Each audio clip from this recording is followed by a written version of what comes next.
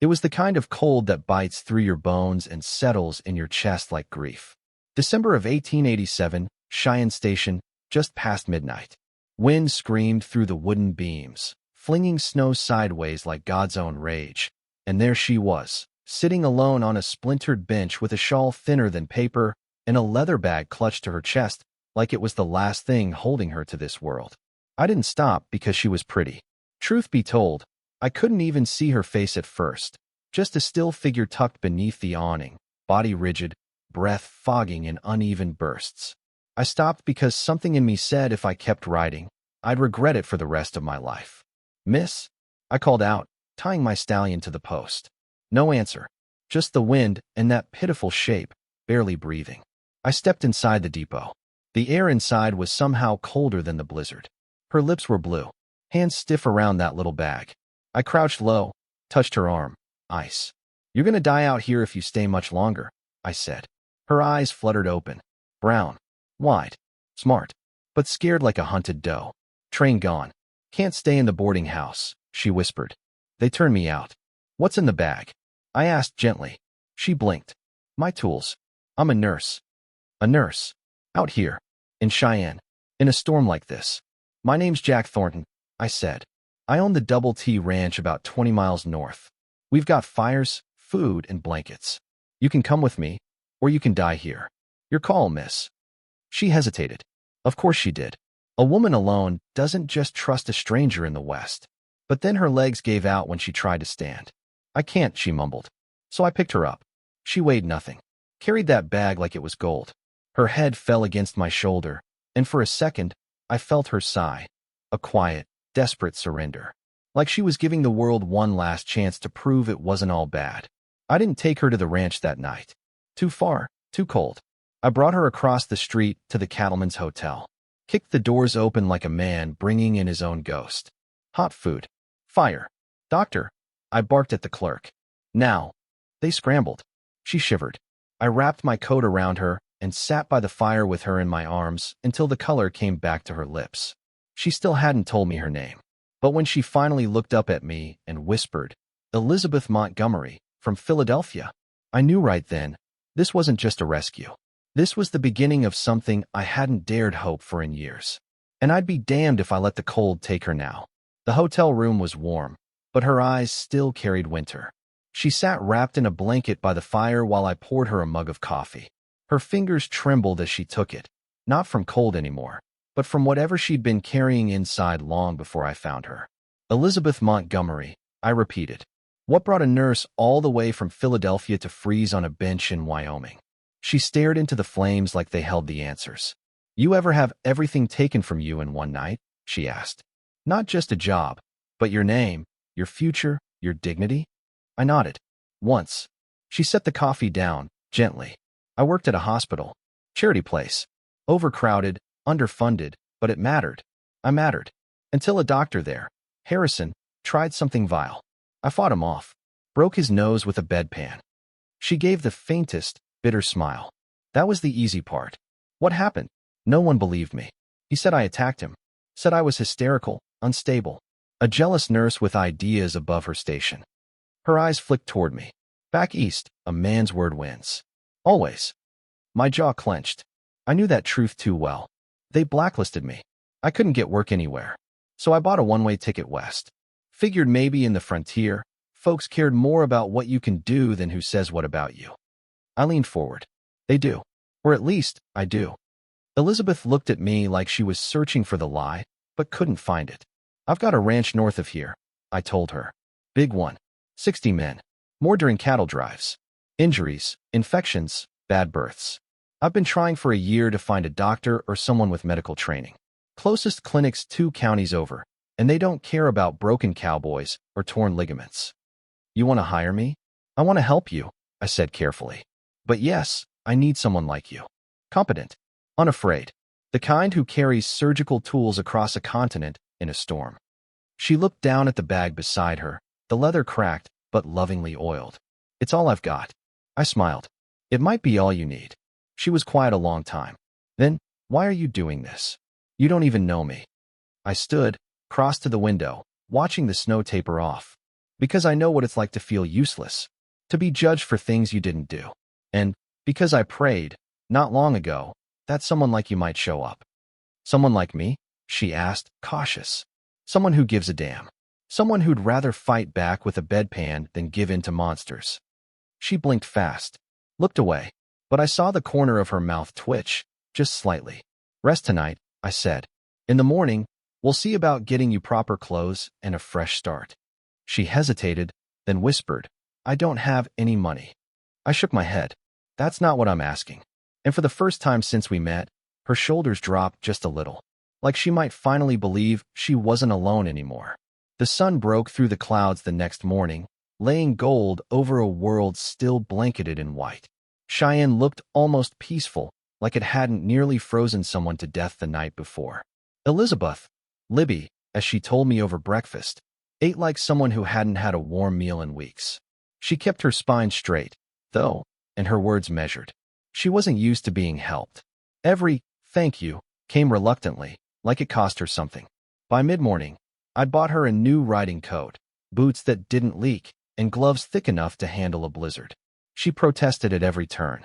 I can't let you do this, she said, holding the coat like it was spun gold. Consider it in advance, I said. First paycheck from the double T. That shut her up, but only barely. We rode out of town just after noon. My stallion took to her with no trouble, and Libby sat a horse better than most men I knew. It surprised me.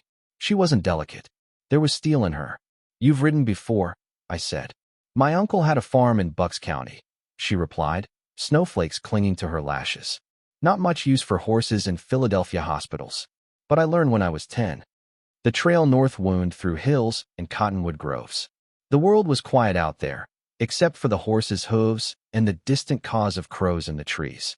Every so often, I'd glance over and catch her watching the horizon, like she was trying to figure out if this whole thing was real. When we crested the last ridge, I pointed ahead. There. Libby's breath caught. That's yours. The double T spread across the valley like a promise. Main house with stone chimneys puffing smoke. Bunkhouse, stables, barns, and corrals. Men moving cattle in the snow. Black specks in a world of white. It's more than I expected, she murmured. More than I deserve. Don't say that, I said, sharper than I meant to. You haven't seen what you're walking into yet. We rode into the yard. Ranch hands paused what they were doing to stare. I raised a hand. Boys, this is Miss Montgomery. She's a trained nurse. She'll be treating your sorry hides from now on, so mind your manners. A few hoots. A lot of nods. Tom, my foreman, stepped forward with a grizzled smile. Glad to have you, ma'am. You'll be the most important person on this ranch come branding season. Libby blushed, but nodded respectfully. I showed her the cabin we'd set aside, small but warm, with a kitchen, fireplace, and bed already made up. Then I opened the door to the back room. She gasped. It wasn't much by hospital standards, but out here it was a miracle. Examination table, cabinets stocked with gauze, herbs, tinctures, and surgical tools. Everything I could find through catalog orders and circuit doctors. You did all this? She whispered. I'd hoped someone like you might come along. She touched the counter like she was afraid it might disappear. It's better than the back rooms I worked in back east. Cleaner, even. I want my men taken care of, I said. And I figured the right person would need the right tools. She turned to me then, really looked at me. Why did you build all this before even finding someone to run it? I shrugged. Faith. She didn't answer, just stepped into the room and laid her hand on the table, reverent as a churchgoer at the altar. And for the first time since she'd climbed onto that horse, she smiled. By the time spring whispered through the valley, Elizabeth Montgomery had become Libby to every man on the ranch. It wasn't just the way she patched them up after kicks, bites, and careless mistakes. It was the way she looked them in the eye, talked to them like their pain mattered, like they were more than rough hands and saddle sores. The men respected her, even the ones who used to laugh at the idea of a woman doctor. Now, they stopped by the cabin with fresh eggs or sharpened tools, just in case Miss Libby might need something. But it was our evenings that stayed with me most. After supper, I'd walk up the little hill where her cabin stood and sit with her on the porch. She'd bring out tea, I'd bring out stories. We talked about everything. Her time in Philadelphia, my years building the double T from nothing, the weather, politics, books. What we didn't talk about was what we both felt growing between us. One night in April, the sky was clear and the stars were starting to pop like lanterns overhead. Libby sat wrapped in a quilt, her boots tucked under her chair. "I always imagined the West as dust and danger," she said. "Didn't think it'd be beautiful. Most beautiful things are dangerous." I replied, half to her, half to myself. She glanced at me sideways, smiled faintly. "That include you?" I wasn't sure if she was teasing. "Used to be," I said, "but I've settled some. Tom does that." Then she asked a question I hadn't expected. "Have you ever been married?" I nodded slow. Her name was Rebecca. We met back in Texas. Childhood sweethearts. Married young. What happened? Fever took her 3 winters ago. Tried for kids. Never had any. She was kind. Gentle. Loved flowers and books more than horses and dust. This place, this ranch, it was supposed to be our dream. But she never truly wanted the wild. Libby looked down. "I'm sorry." I waved it off, but my throat tightened. I buried her up on the ridge by the cottonwoods. Sometimes I think she'd hate that. It's too windy. But she's got the best view of the valley. She must have been remarkable. She was, I said. But she wasn't you. Libby froze. "I didn't mean," I started, but she stood. "It's okay," she said quickly. "You've been kind. I'm grateful. But maybe we shouldn't." I stood too. "Libby, I'm not trying to press you. Sometimes it slips out, what I feel." She looked up at me then, really looked. "I like sitting with you," she whispered. "I like the way you don't try to fix me. Or own me."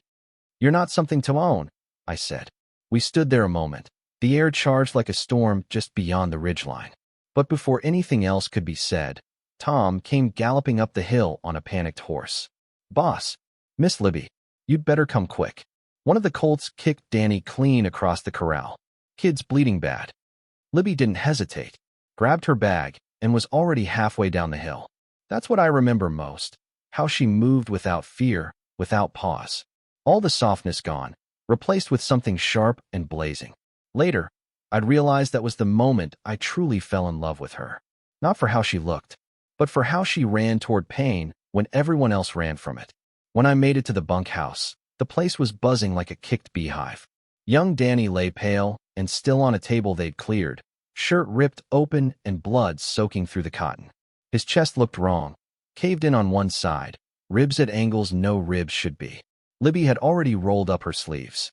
Her eyes were hard, her voice calm. "I need boiling water. Now." And all the lamps moved close. "Tom, you hold the boy's arms. Cookie, his legs. No one touches anything unless I say." She didn't ask permission. She took command. I'd sent a rider for the doctor in Cheyenne, but deep down I knew he wouldn't get here in time. If this boy was going to live, it would be because of Libby. She looked up when I stepped inside. Her face was streaked with sweat, hands steady as stone. "I need you out, Jack," she said. "This won't be pretty. I'll stay by the door." "Then stay quiet." I did.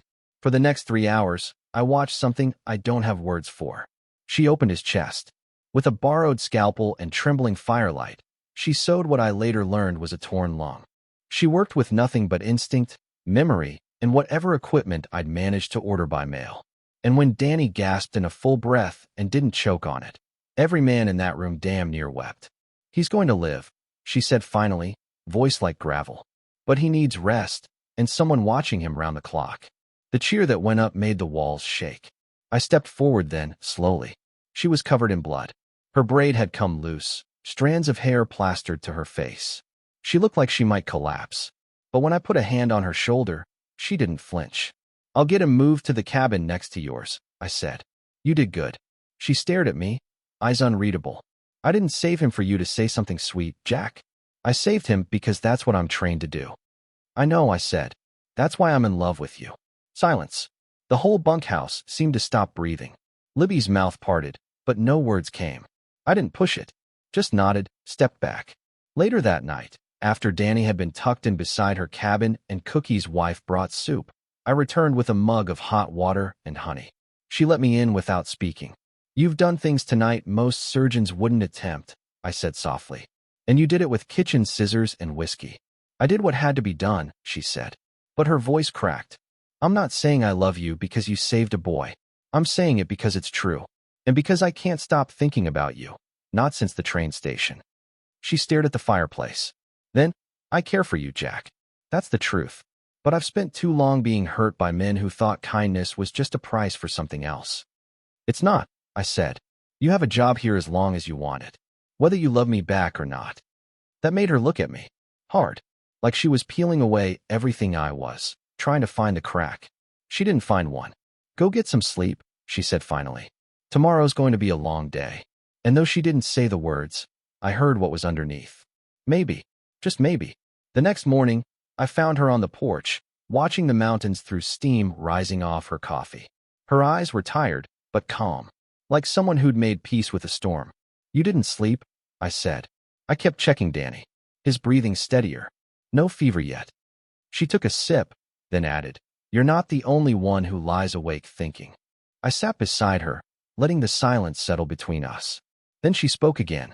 I've been trying to figure out what's real, she said. Is this job real? This place? You? Or is it all just another trap I haven't seen yet? It's real, I said. And if ever it stops being what you want, you walk. No hard feelings. Libby turned to me. Then I'll take the job. On one condition. Name it. You never asked me to be anything other than what I already am. I didn't smile. I didn't joke. I just said deal. Word spread faster than wildfire that Miss Libby was staying on for good. The boys cheered. Cookie baked extra biscuits. Martha brought fresh linens to Libby's cabin and gave me a look that said, Took you long enough. 2 days later, I asked her to marry me. I didn't make a speech or get down on one knee. I just handed her a little box I'd kept since my first proposal years ago. A new ring inside now. Simple gold, shaped like a braid. You don't owe me anything, I said. But I'd be proud to call you my wife. She stared at the ring for a long time. I don't want to lose myself again, she whispered. You won't, I promised. This time, you get to be everything you are, and more. I need to think, she said, slipping the box into her coat pocket. I nodded. Take all the time you need. I'm not going anywhere. For the next week, we fell into a quiet rhythm. She worked, healed, laughed more than I'd seen her laugh since arriving. I caught her humming once, in the garden with Martha. That did more to warm my heart than any yes ever could. And then, one evening, she stepped onto my porch with her hair braided tight, and that ring on her finger. I'll marry you, Jack Thornton, she said. But don't you dare try to rescue me again. I've got my own damn horse now. I pulled her in close, forehead against hers. Not here to rescue you, I whispered. Just want to ride beside you. The boys nearly tore the bunkhouse down celebrating that night. Even Tom, who'd once grumbled about hiring a woman, raised a glass and said, Damn good choice, boss. She's got more spine than the lot of us combined. And me? I just sat beside her on that porch, her hand in mine, feeling like the luckiest fool in the West. Because some women change your life the moment they walk in. And some change the whole world when they decide to stay. We set the wedding date for the first Saturday in June, and the whole territory seemed to hear about it before we'd even printed invitations. Cowboys from neighboring ranches rode in wearing borrowed suits. The preacher came down from Fort Laramie. Even a reporter from Denver showed up, saying he wanted to cover the marriage of the West's richest rancher to the woman who stitched half his men back together. Libby walked down the aisle in a dress Martha had helped sew, ivory silk, with prairie wildflowers in her hair. I've never seen anything so steady, so radiant. It wasn't just beauty, it was presence. She walked like someone who knew exactly who she was. When we said our vows on the porch of the main house, I meant every word like a man swearing before God and fire. Libby's voice never wavered. And when the preacher said, You may kiss the bride, I did it like the world was watching, because I didn't care who saw. The celebration was legendary. Cookie roasted 3 steers, and the cake took 2 horses to deliver from Denver. Danny, still limping, gave a toast that made half the men cry and the other half pretend they weren't. But the honeymoon didn't last long. 3 weeks later, Dr. Harrison arrived in Cheyenne. He didn't come alone. Brought a territorial marshal and a stack of papers accusing Libby of illegal practice and moral misconduct. His story hadn't changed. She was unstable, dangerous, a fraud. Only now he was saying her marriage to me was a scheme to gain influence. He showed up at the ranch unannounced, walking like he owned the ground under his boots. Mrs. Thornton, he said with a sneer. Or should I say, Miss Montgomery still, since bigamy wouldn't be your first moral lapse. That's as far as he got before my fist caught him clean in the jaw. Marshall stepped forward, hand to his holster, but stopped when 30 of my cowboys flanked him like wolves. I'm a federal officer, he barked. And I'm a territorial citizen, I said. You want a hearing? Fine. But you do it in town. With witnesses. We rode into Cheyenne with half the ranch behind us. The courthouse was packed. Men and women we'd helped. Ranchers whose cattle Libby had vaccinated. Families whose babies she'd delivered during blizzards. Danny stood up, cast on his leg, and told the court how she'd cut into his chest and pulled him back from death with her bare hands and a steady voice. Even the Cheyenne doctor, the one Harrison expected to back him, took the stand and called Libby's work more skillful than most trained surgeons. Then it came out that Harrison had been dismissed from his own hospital for drinking and negligence, and that he'd used his influence to ruin more than one woman's career. The judge didn't deliberate long. Mrs. Thornton, he said, your service to this territory is recognized and honored. You're authorized to practice medicine throughout Wyoming. He turned to Harrison. Leave. Now, before this crowd does something I can't stop. The cheer shook the rafters. Back at the ranch that night, I held Libby in my arms beneath the stars. She didn't cry, didn't shout, just breathed deep and let herself be still. It's over, I said. No, she whispered. It's just beginning. We built more than a marriage after that day. Libby used her victory in court to open the first real medical clinic in Cheyenne, a 2-room cabin with tin roof and whitewashed walls, where mothers lined up with feverish children and cowhands limped in with busted bones. Word spread fast. Within a year, she'd started training local girls in first aid, and within 2, she'd opened a nursing school. Her dream, built from the ashes of everything they'd tried to take from her. Me? I kept running the double T. We expanded. More land, more cattle, more men to look after. But I never made a decision, business or otherwise, without asking her first. She had a mind for numbers and strategy sharper than any man I knew. And when she wasn't patching people up, she was helping me plan rail contracts and livestock auctions over supper.